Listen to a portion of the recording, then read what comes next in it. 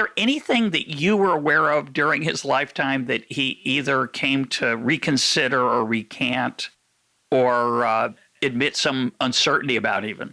I have a very, very significant answer to that. In Milton's case, it was quite different.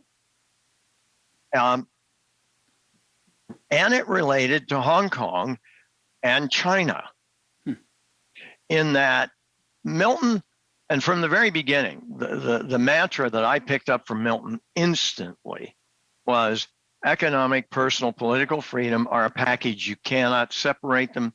If you try to separate them, you're not going to end up with the results that you want. Yep.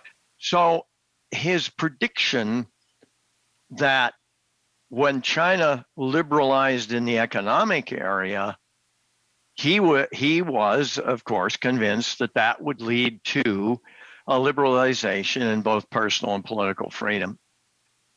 And we were talking about why we had seen, quote, success of free market capitalism, and yet government sizes kept growing, et cetera, et cetera.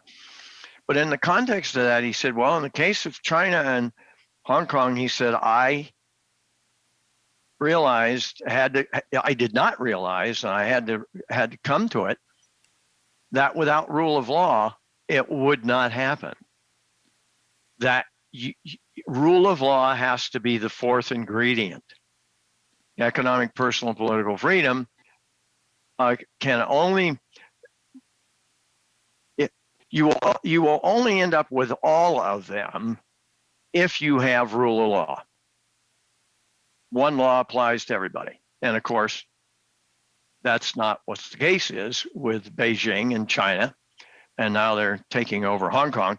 And by the way, I think Milton would, well, he was surprised, say the last year of his life, he was surprised that Beijing hadn't clamped down on Hong Kong already.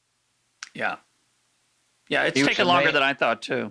Yeah, he was amazed it lasted that long.